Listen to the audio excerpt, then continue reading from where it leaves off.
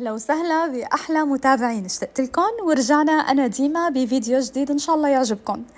اليوم المقدمة مختلفة شوي لأنكم طلبتوا مني إني أعدل وغير بالمقدمات، وأنا والله كان ببالي هذا الشيء، فحبيت إني بلش معاكم بمقدمة مختلفة شوي وهيك نشرب القهوة على أنغام الأغاني القديمة تبع زمان.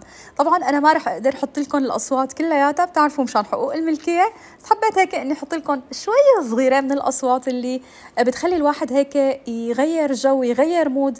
أنا فعليا كانت طالبة معي اليوم إني أطلع أقعد أشرب القهوة برا بالجنينة، ويعني كنت كتير محمسة لشم الهواء النظيف لأنه اليوم الهواء ولا أحلى.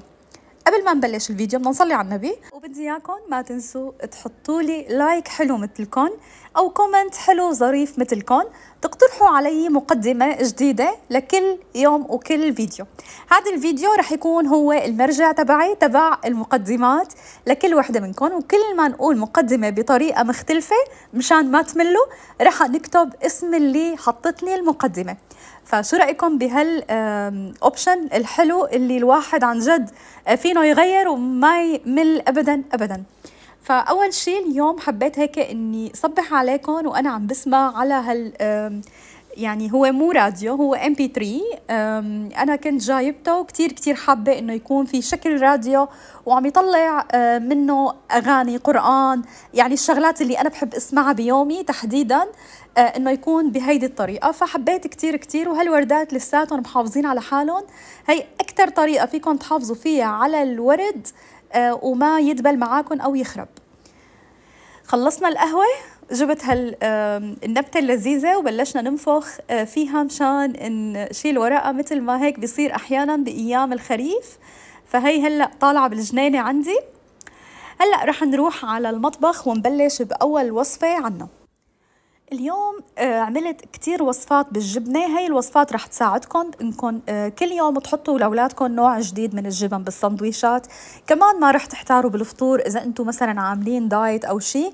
فاليوم رح نعمل أنواع جبن، أنا عن جد صارت هاي الأنواع من الأنواع المفضلة لإلي ولعائلتي، فرح أقلكم عليها وعلى طريقتها.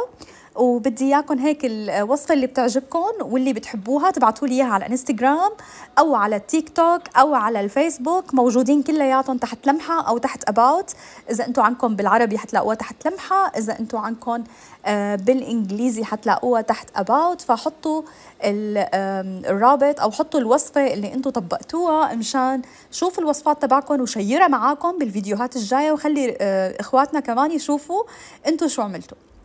أول شيء أخيرا الحمد لله يعني إنه وصلت هاي شو بيقولوا عليها الشفرة تبع الماكينة اللي أنا صرت أقدر استخدمها أخيرا بعد عذاب والله هلكت لغاية ما وصلتني. واليوم رح نعمل أول جبنة، هي الجبنة الناعمة، نحن مشهورين فيها بسوريا. يعني هي بتكون عبارة عن نوعين جبنة، بتحطوا فيها الجبنة اللي ما فيها أبدا أي طعم مثل الجبنة ريكوتا، وبتحطوا فيها الجبنة الحلومي اللي فيها شوية ملح. بعدها بنزود عليها شوية زيت زيتون، هي إضافة أنا زودتها هالمرة ما كنت زودها قبل، وحبيت البركة. بدي أقولكم إنه طعمتها يعني كلمة روعة قليلة عليها قد ما أنا طيبة. فبما إني أنا بلشت بنظام غذائي هيك رح آكل فيه هاي الوصفات مثلا مع قطعة خبز مثل خبز السن أو الخبز اللي بيكون كتير سعراته قليلة، فحبيت إني أعمل معاكم هاي الوصفات لورجيكم شو الأجبان اللي ممكن تاكلوها وأنتم مرتاحين. ممكن تاخدوا مثلا معلقة صغيرة من الجبنة معها بيض معها خضرة، فهيك تاخدوا صحن مرتب من الفطور ويكون شيء مشبع جدا، أو تعملوها لأولادكم باللانش بوكسات أو تحطوها على مائدة الفطور تبعكم، فما بتحسوا أبدا إنكم ملانين من نفس النوع. يعني نحن عنا الجبنة الحلومي، أنا بدي أقولكم إنه ما بيمدوا إيدهم عليها، يعني يا بشوية بياكلوها وهي مشوية، يا أما ما حدا بيمد إيده عليها. ما بيمدوا إيدهم على الجبن غير لو مثلا عملت سندويشات أو إنه مثلا غيرت لهم فيها. فاليوم مثل ما قلت لكم رح نساوي 3 وصفات، كل وصفة أطيب من الثانية. واليوم المفاجأة الكبيرة اللي حتكون بالفيديو إنه أنا رح أعمل وصفة نحن متعودين دايما إنه نحن نشتريها من برا، ودايما متأكدين إنه نحن هي بتجيب لنا الكوليسترول وبتجيب لنا أمراض القلب، ولسه بنروح بنشتريها من برا وبناكلها. وهي الأكلة مشهورة بأنه هن أي شيء اللحامين اللي ما بيقدروا يتخلصوا منه بحطوه فيها. شو هي يا ديما؟ رح نعمل السجق على طريقتي، ما رح نسوي لحمة مفرومة، رح ورجيكم الطريقة. وبدي لكم إنه كانت طعمتها كلمة رائعة عليها قليلة. يعني بناتي كتير ذواقة بالأكل، وزوجي نفس الشيء، والثلاثة ما شاء الله يعني قالوا لي أطيب من أطيب مرة أكلنا فيها سجق. ورح أورجيكم كمان كيف فيكم تحتفظوا فيها لبعدين، فخليكم معي بالفيديو، يسعد لي أوقاتكم.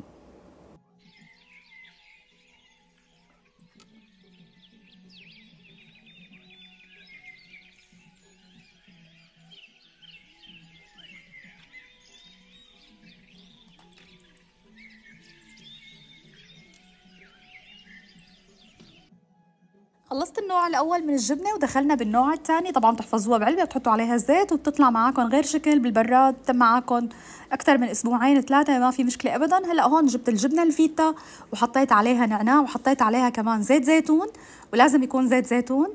وحطيت عليها شوية فليفلة مثل الفليفلة الحلبية اللي هي بتكون فليفلة حدة، بس يعني مو كتير، عرفتوا؟ يعني وسط، يعني ما أنا كتير بتحدحد الطعمة. وصرت حط الجبنة وحط عليها النعناع وحط عليها الفليفله، وبعدين خلطها هيك مثل ما انتم شايفين مشان اتاكد انه النكهه اختلطت بكل المطربان. وبعدين زود بالجبنه لغايه ما خلص كل الكميه. وبعدها رح نعمل الجبنة بالنوع الثالث. وبدي لكم انه هي الجبنة الحلو فيها انه بعد ما تخلص ما نكون محتاجين انكم ترجعوا تحطوا التبلة مرة تانية، بتكون التبلة تخمرت بالزيت، فبتصيروا كل ما بدكم تستخدموا جبنة جديدة بس بتحطوا قطع الجبنة وبتزودوا شوية زيت، وبتاخدوا الطعمة اللي ولا أطيب. فجربوا هدول الوصفتين، أنا متأكدة إنه كتير رح يعجبوكم.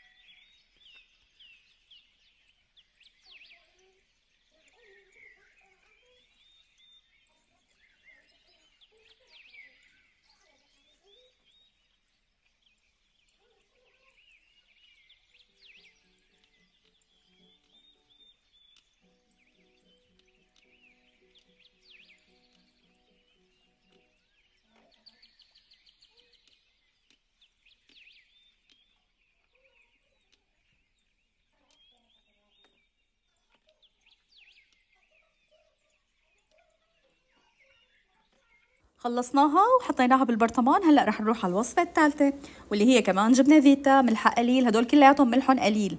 فجبنة فيتا ملحها قليل، وبعدين رح نبلش نحط عليها زعتر. والزعتر اللي رح استخدمه هو زعتر الميني براذر، اللي هو اصلا ملحه كتير خفيف بيكون. وزيت الزيتون. وبدي لكم انه هي من اطيب ومن ألذ الوصفات اللي ممكن تاكلوها بالجبنه. الجبنه مع الزعتر بتطلع طعمتها غير شكل. الفيتا الحلو فيها انه بتندهن بالسندويشات، ما بتكتروا منها كتير كميتها مشان تكون الملح متناسب مع بعض. بس فيكم كمان تعملوها بالحلوم اذا انتم بتحبوا، بس انا الحلوم اللي عندي كتير مالحه. كنت جيب نوع جبنه بنيوزيلندا اسمه يولو، كانت بتكون ريكوتا مخلوطه مع شيء تاني، كان ملحها كتير خفيف. بس باستراليا الجبنه الحلومي شوي ملحها ظاهر، فصراحه حبيت اني اعمل لهم اياها بالفيتا. والملح تبع الزعتر اصلا يكاد ان لا يذكر. فالزعتر هذا عن جد من أطيب أنواع الزعتر اللي ممكن تذوقوها بأستراليا. بتلاقوه عند العالمي، بتلاقوه عند حسون، بتلاقوه عند كل الأماكن اللي بتبيع المنتجات العربية تقريبا. وتأكدوا من صفحتهم على الانستغرام. إذا حبيتوا تعرفوا الصفحة ابعتوا لي على الكومنت وأنا بحط لكم الرابط بإذن الله. هلأ رح نحط الزعتر مع بعض وبعده زيت الزيتون، وهيك بنكون خلصنا ثالث وصفة.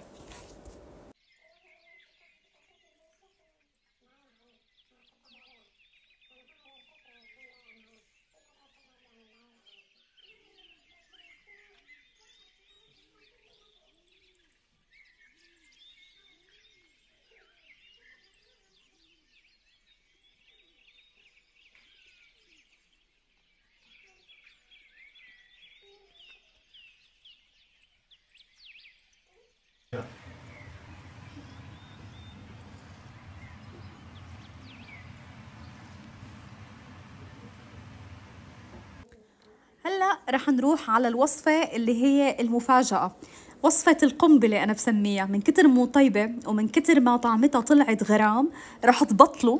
وأنا عم أكد لكم وعلى هذا الحكي خدوا يعني 100 ضمان إنكم رح تبطلوا تماما إنكم تشتروا السجق من برا، وما رح تخافوا تاكلوه لأنه ما في دهون.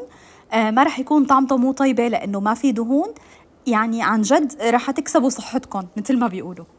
هلا هون رح احط اول شيء حطيت لحمه الخواريف اللي هي اللام. حطيتها، طبعا هي بتكون فيها نسبه دسم اكثر شوي من البيف. وطبعا بما انه نحن عم نعمل سوسج فنحن محتاجين نسبه دسم، بس نحن ما بدنا دهنه، بدنا خفيف يعني ما بدنا كميات كبيره.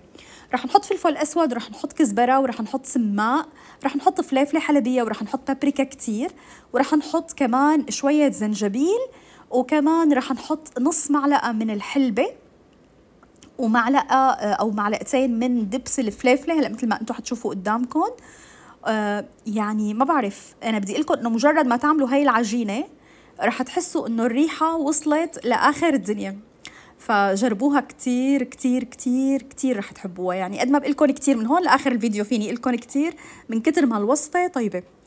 ويعني الحلبة عطتها طعم غريب، يعني بتحسوا حالكم عن جد عم تاكلوا من محل من برا، مستحيل تحسوا لوهلة انه هذا معمول بالبيت. وكمان الطريقة اللي رح نعملها فيها رح تكون مخليته كمان طعمته أطيب، فأنا ضفت له كمان شوية هريسة.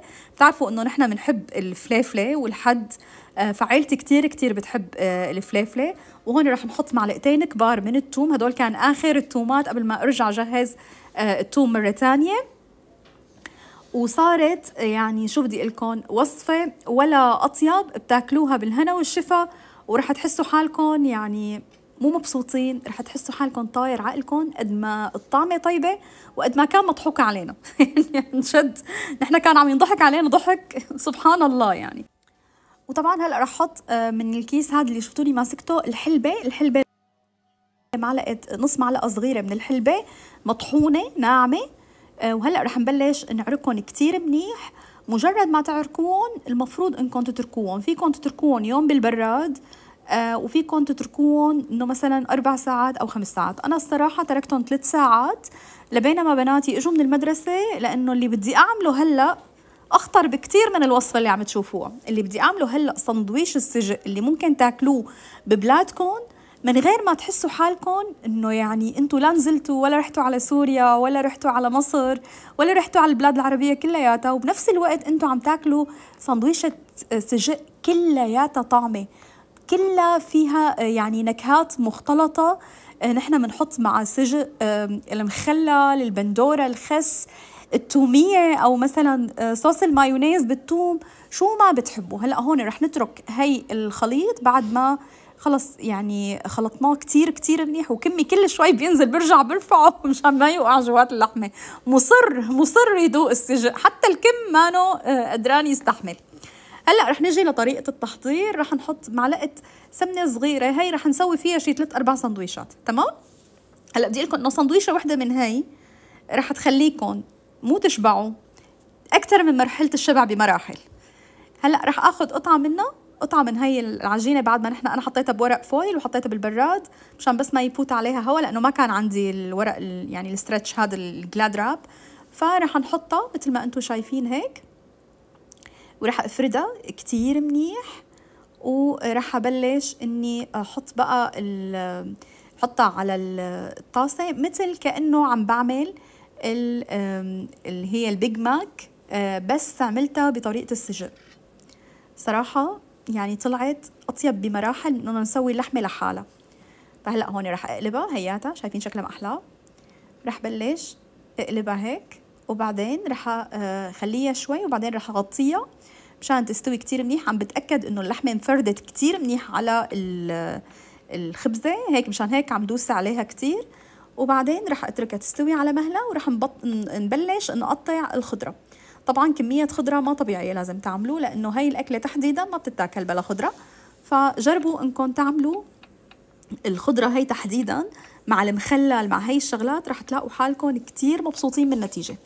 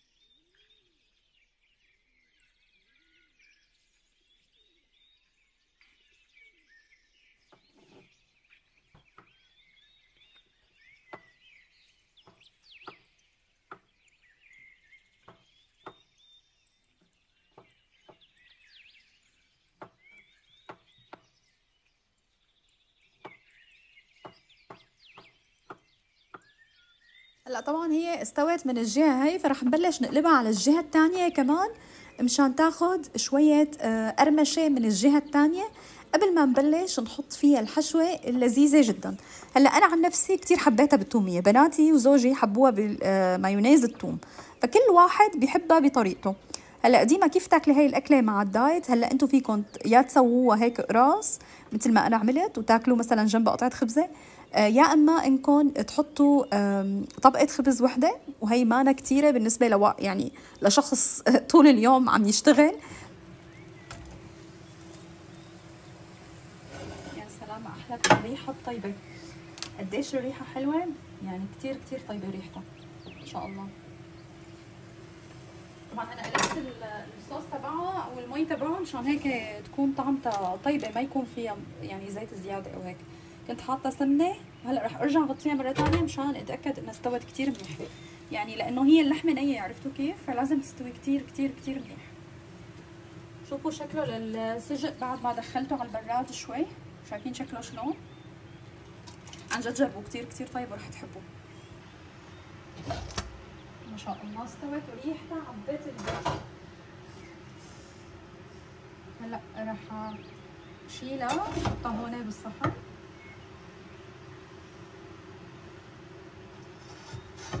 ما شاء الله من ورا كمان تحمصت. هلا رح نحط مايونيز.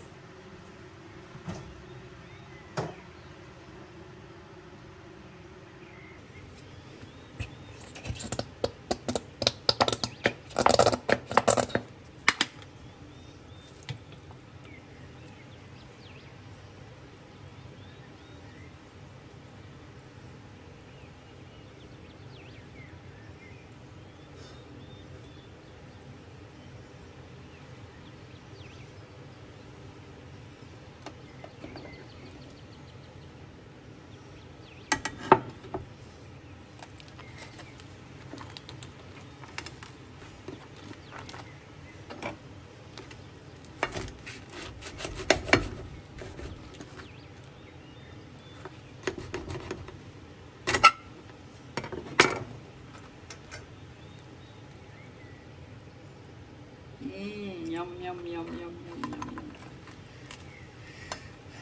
نحط كمان جنبها شوية من الخس، شوية من المخلل، وشوية من البندورة، ويا سلام يا سلام يا سلام. هلا كمان نحط لها شوية بطاطا لأنه هي كتير بتحب البطاطا مع هاي الأكلة، فشوفوا لي ما أحلى هالصحن، بشرفكم مو شي شغل أبو راتب. وهيك بتكون صحن الأكل أو سفرتنا خلصت لليوم، الحمد لله رب العالمين، الله يديمها نعمة ويحفظها من الزوال يا رب العالمين. هلأ رح نروح مشان نتسوق تسوق الأسبوع، واليوم اكتشفت مول مع إنه جنبي بس ما كنت بعرفه. تخيلوا كيف طلع من تحت إيدي هذا المول ما بعرف. هو بهوبر كروسنج. عن جد كتير كتير مول حلو ما شاء الله، والأحلى إنه بهذا المول بتلاقوا كل شيء، يعني لحمة دجاج كل شيء حلال. فحبيت هيك اني اخذكم جولة سريعة على هي قسم اللحمة، بس هون اللحمة اغلى شوي من المكان اللي انا بجيبه. ودخلت كمان على المحل تبع الخضرة لورجيكم اياه، تتفرجوا معي وتتسوقوا معي بهذا المول اللي عن جد كتير حبيته. رح احط لكم اسمه بصندوق الوصف اذا حبيتوا انكم تروحوا تتفرجوا عليه، كتير كتير رح تحبوا لانه المكان عن جد كتير لذيذ، وما شاء الله ما في شيء ما موجود عندهم. كنت انا رايحة رحلة البحث عن الملوخية، فكتير كتير حبيت انه عن جد ما لقيت بعد كل هاللفة، سبحان الله يعني بدي الملوخية الناشفة تبعنا فما لقيت، فقلت لحالي برجع بروح على مكان تاني ان شاء الله وبلاقيها، وفعليا جبتها يعني اليوم. بس حبيت هيك اني اورجيكم جولة بهذا المول لتتفرجوا وهيك تعرفوا الاماكن معاي. حلو انه بمحلات الخضره اللي موجوده عندهم بتلاقوا كمان الاجبان العربيه، وبتلاقوا الحليب، وبتلاقوا اللبن واللبنه، وهي الشغلات كلياتها متوفره، وكمان الخضره، وكمان الشغلات اللي هي بتكون مثل عجينه السمبوسك وهي القصص كلها. فما شاء الله يعني متوفر كل شيء ممكن تشتهوه وتريدوه. بس انا حسيت انه بهذا المول الاسعار اغلى شوي، ما بعرف ليش، يمكن الإيجارات أغلى، ما بعرف صراحة شو السبب. بس بالأماكن التانية اللي أنا بجيب منها حسيت الأسعار أرخص بشوي منيحة، يعني إنه مثلا جرزة البقدونس أنا بجيبها $1.99، هون عندهم مثلا $2.50 أو $3.50، فيعني الأسعار في فرق منيح. اذا انتم طلعتوا على الشغله الوحده وهيك لقيتوا في فرق سعر، معناتها اذا انتبهتوا على الاسعار كلياتها اكيد رح تلاقوا الاسعار اغلى.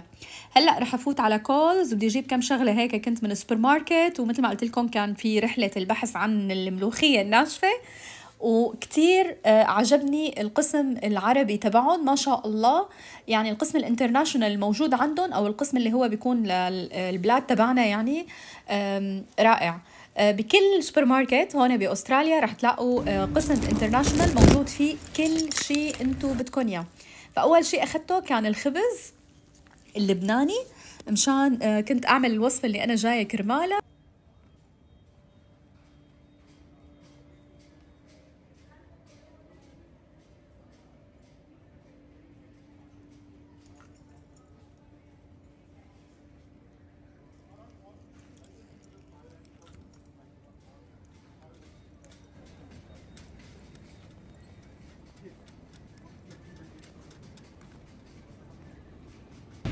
القسم كله حلال ما شاء الله، شيء بيفرح والله. اهلا معبينه، شو بدكم تاكلوا تاخذوا معباين. هاي جبنه رومي كمان.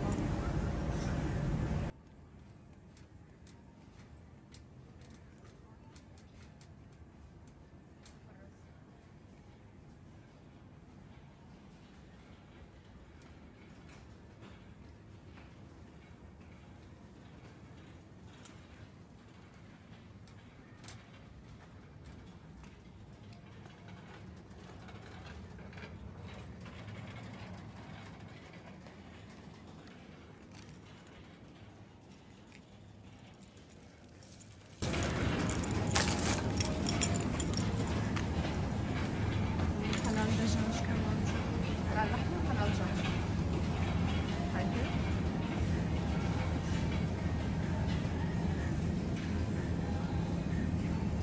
هاي الماركة غير ماركة هيدا الأمين.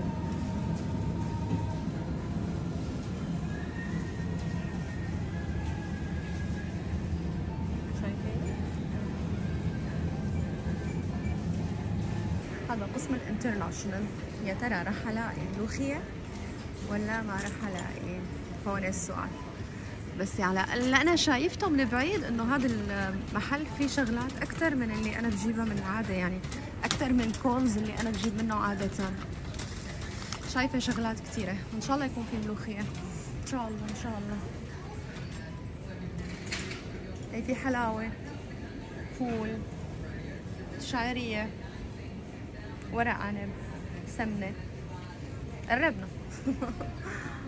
بس ما في ملوخيه. لا ما في ملوخية للأسف الشديد. ديما ليك ها، ديما هون. هاي بقلاوة، بقلاوة بلحة، شوفوا شوجر فري، ما فيها سكر، بلا سكر. شايفين؟ شوجر فري والله اوبشن كثير حلو. هي شو؟ هي البقلاوة العادية، تركش بقلاوة، بس طبعا بسكر أكيد يعني. راح اخذ لهم وحده بلا سكر، خلينا نجربوها. يعني بحس انه اي شيء ممكن يجي من غير سكريات بنكون كثير مبسوطين. هاي كمان محل ببيع بقلاوه ثانيه، ميكس بقلاوه وشغلات ثانيه، بس ما بعرفه انا هذا المحل. بقلاوه ميكس بس ما بعرف شو هو. حلويات شرقيه عموما يعني، بس انا ما بعرف وين الملوخيه يا جماعه. يعني جبتوا كل شيء الا الملوخيه. الله يهديكم يا رب. معلش لازم نطرق لنا مشوار لمكان ثاني مشان نجيب ملوخيه، والا ما رح نعرف. بدنا ملوخيه ضروري.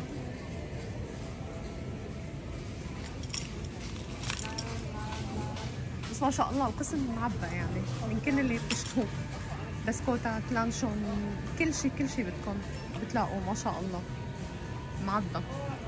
تمر ولله الامر، زعتر، بسكوتات، كل شيء كل شيء بيجي على بالكم حتلاقوه ما شاء الله. قسم يعني مليان. لهون بكون وصلنا لنهاية الفيديو. إذا عجبكم الفيديو لا تنسوني من اللايك والشير. بحبكم كتير كتير. مع السلامة وبشوفكم بفيديو جديد. باي باي.